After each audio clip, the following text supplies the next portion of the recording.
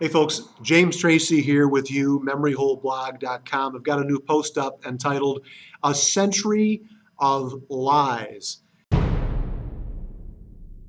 And if you look at what's going on right now with regard to the situation in Syria, President Obama, Secretary of State Kerry saying that we've got to do something because the Syrian government is attacking its own people with chemical weapons.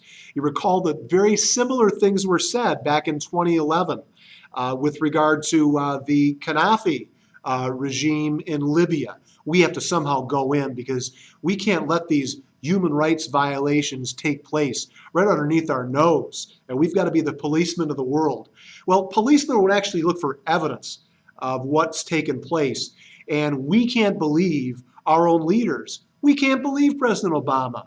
We cannot believe Secretary of State John Kerry. And the historical record provides further evidence for why we can't believe these individuals, our would-be leaders. You look back all the way back to 1917 with regard to World War I, when the Woodrow Wilson administration lied to the American people regarding the sinking of the Lusitania. You look at World War II and how Pearl Harbor was allowed to happen by the Roosevelt administration. The Truman administration, Harry Truman, in the lead up to the Korean conflict was something. The basis of that was established by the newly created United Nations, 1948, just a couple of years prior. Tonkin Gulf, we were lied to by Lyndon Johnson, a political craftsman, and the Secretary of Defense, Robert McNamara. That event never took place, not in the way that it was actually presented to the American people. And yet it was the basis for a long and costly war. Over 50,000 U.S. servicemen and over 2 million Southeast Asians. Looking at the Nixon administration, they exacerbated the conflict with this quote-unquote Vietnamization and bombing further Cambodia and setting the basis for the nightmare that was the Khmer Rouge reign in the mid to late 1970s. The Reagan administration, Iran-Contra, bombing Libya, liberating Grenada, quote unquote.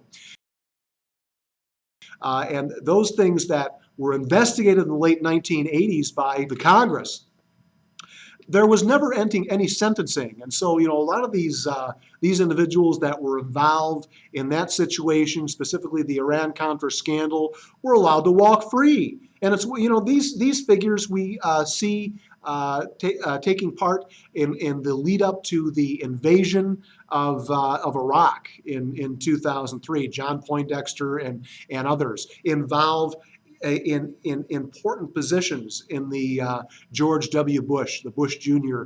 Administration. But not to jump ahead, you look at what took place with regard to the Clinton administration, bombing Yugoslavia in 1995 and again in 1999 under humanitarian auspices, right?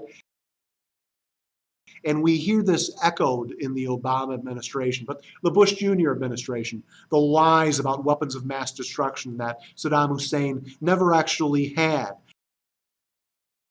And we know so little now, over 10 years later, following 9/11, the events of 9/11. What actually took place? We don't know. We're still uncertain. We have a good idea that it was not Al-Qaeda and that they were not the sole party culprits involved in that particular situation, that particular event.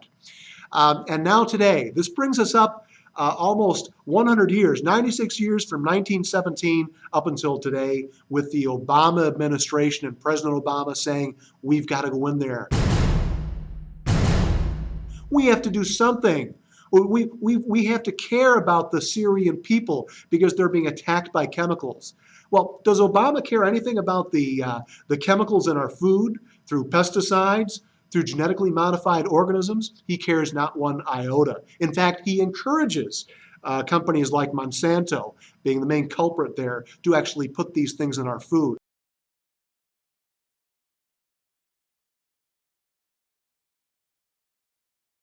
Or other poison in our drinking water, like fluoride.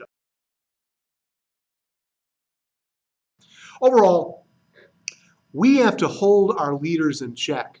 We have to actually analyze what it is they're saying. We can't take it at face value. And fortunately, it looks as if the alternative media are making headway in that regard, because a New York Times, or excuse me, a Washington Post, Reuters poll just came out on Wednesday indicating that less than 10% of the American people accept at face value what the Obama administration is putting forth with regard to the rationale to go into Syria. We're talking about a country inhabited by human beings, much the case with regard to Libya. And here we are, we're going to go in there and bomb. What right do we actually have? Especially if we're predicating our rationale on lies. So this is James Tracy signing off for memoryholeblog.com. Thanks a lot. Bye-bye.